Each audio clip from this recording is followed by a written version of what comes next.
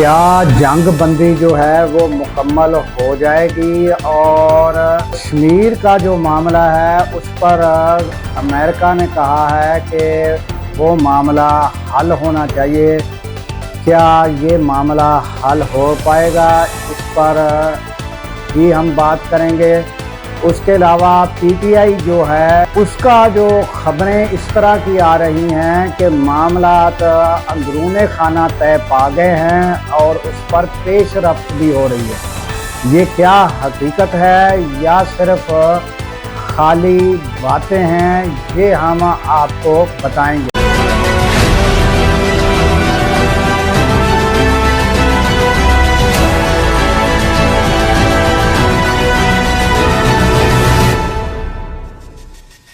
अस्सलामुअलैकुम, मैं हूं अब्दुल गफ़ार।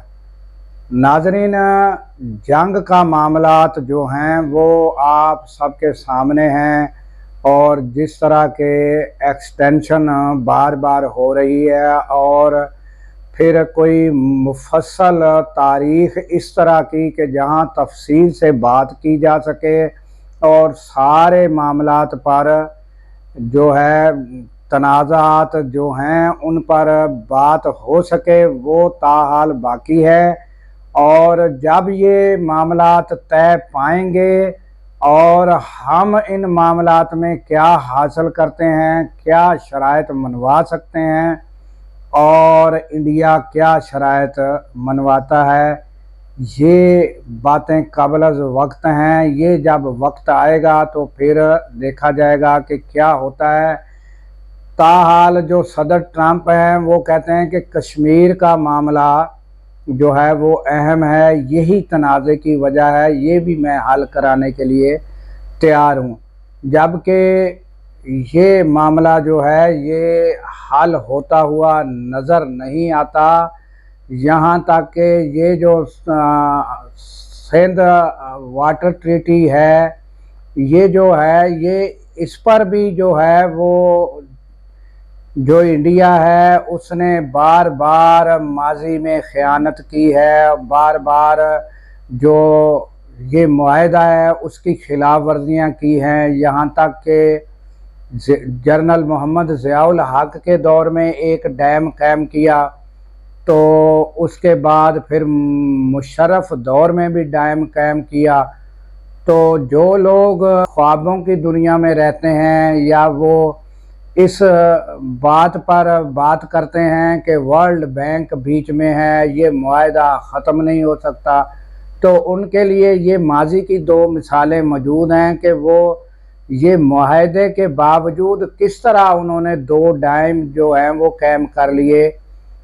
ये मुआहदे की खिलाफ वर्जी करके डैम कायम किए हैं, तो क्या वर्ल्ड बैंक ने क्या किया है। तो इसके अलावा नाज़रीन, जो कश्मीर का मसला है, तो कश्मीर जो है वो एक एग्रीमेंट के तहत उसने इंडिया के साथ इल्हाक किया था। उसमें भी बड़े लोग ग्रांटर थे, जिस तरह ये वर्ल्ड बैंक की बात लोग करते हैं, तो कश्मीर में भी एक मुआहदा तय पाया था और कश्मीर की एक खसूसी हैसियत थी और ख़ुद मुख्तारी थी। तो उसमें भी वो इंडिया ने ख़यानत की और अपनी आइन में तरामीम करके आर्टिकल को ख़त्म कर दिया और उनकी जो खसूसी हैसियत और नीम मुख्तारी वो सब ख़त्म कर दी। तो उसमें मुझे बताएं कि आज तक किसने क्या किया। और जो लोग बीच में ग्रांडर थे वो कुछ दुनिया से ही रुखसत हो गए।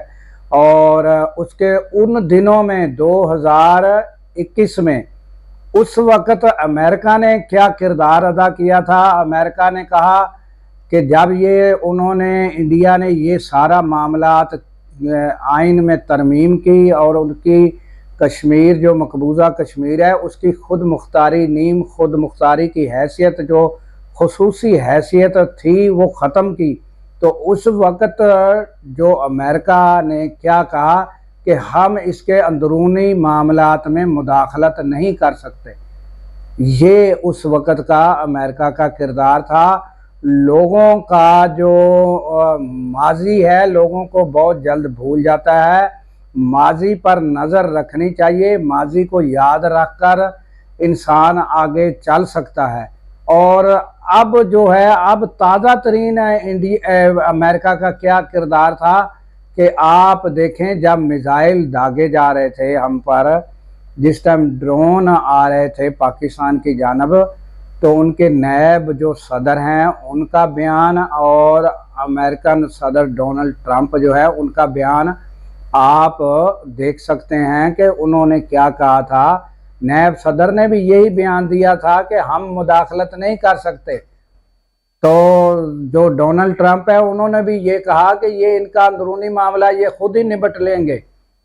तो अब मुझे बताएं कि जिस टाइम पाकिस्तान ने हमला किया तो उस वक़्त क्या, अगर नरेंद्र मोदी ने ही, चलो मान लेते हैं और ये है भी हकीकत कि उन्होंने रिक्वेस्ट की, तो रिक्वेस्ट की तो उस टाइम फिर अमेरिका कहता ना कि आपका तो अंदरूनी मामला है, हम क्या करें। तो अंदरूनी मामले में अब वो वहाँ की आवाम तो बिगड़ी हुई है इंडिया की, वो कह रही है कि डोनाल्ड ट्रंप कौन होता है जो हमारे मामलात में मुदाखलत करने वाला। तो अब जो किरदार अदा किया है और फौरन ये बातें की हैं, तो ये मामला लगता नहीं है कि कोई हमारी फेवर में कोई बात कश्मीर के मामले में जाएगी या सेंतास मुआहदे के बारे में जाएगी। ये मुआहदे माजी में भी वो ख़त्म करता रहा है और किसी ने कोई किरदार अदा नहीं किया। तो ये वर्ल्ड बैंक क्या अब वो सेंतास मुआहदा जिसको कहता है मैंने ख़त्म कर दिया है, तो वो मुझे समझ नहीं आती कि लोग कौन सी दुनिया में रहते हैं। वो ये बयान करते हैं कि सेंतास मुआहदा ख़त्म नहीं हो सकता, बीच में वर्ल्ड बैंक जो है वो उसकी गारंटी है, वो ग्रांडर है। ये क्या, किस तरह की बातें हैं। ये हमने अपने मुआहदे जो है उनकी हिफाजत हमने खुद करनी है। किसी ने आकर कोई वर्ल्ड बैंक ने या किरदार अदा नहीं करना। हर किसी को, जिस तरह अमेरिका ने पहले जो किरदार अदा किया माजी में भी और हालिया जंग से एक दो रोज़ कबल जब हम पर मिसाइल दागे जा रहे थे तो उस वक़्त अमेरिका का क्या किरदार था, तो इसी तरह ये हर बंदे को अपने मफादात, मुल्की लेवल पर मुल्कों को अपने मफादात होते हैं, तो ये शख्सियात पर बात नहीं होती। तो हर कोई अपने मफादात देखता है। अब आप देख लें कि गज़ा में क्या हो रहा है। गज़ा में सलामती कौंसल है, इस्लामी सरबराही कॉन्फ्रेंस है, ये सब ने क्या किरदार अदा कर लिया है। मुसलसल बमबारी जारी है, गज़ायत की किल्लत है, अद्वियात की किल्लत है। उन्होंने कोई जंगी कवानीन ऐसा नहीं बचा जिनकी वायलेशन ना की हो। तो मुझे बताएं, ये बड़े बड़े जो ग्रैंडर, जो जिनकी गारंटियाँ, जिन्होंने एग्रीमेंट किए हुए थे, तो वो कहाँ गए। और सब चीज़ की वायलेशन हुई और नेतन्याहू का किसी ने क्या बिगाड़ लिया। तो ये ख्वाबों की दुनिया से बाहर आना चाहिए। हमने अपने एग्रीमेंट, हमारे मफादात, हमारा मुल्क, हमने खुद उसकी हिफाजत करनी है। और ये हिफाजत इसी तरह ही मुमकिन है कि कौम यकजान होकर और यकसुई के साथ, इत्तेहाद के साथ, और अफवाज और जो हमारी पूरी अवाम है उनका आपस में यकसानियत और फ़ौज के साथ शाना बशाना खड़ा होना और एक साथ एक पेज पर रहना बहुत ज़रूरी है। और इसके साथ ही हम अपने मफादात की हिफाजत कर सकते हैं।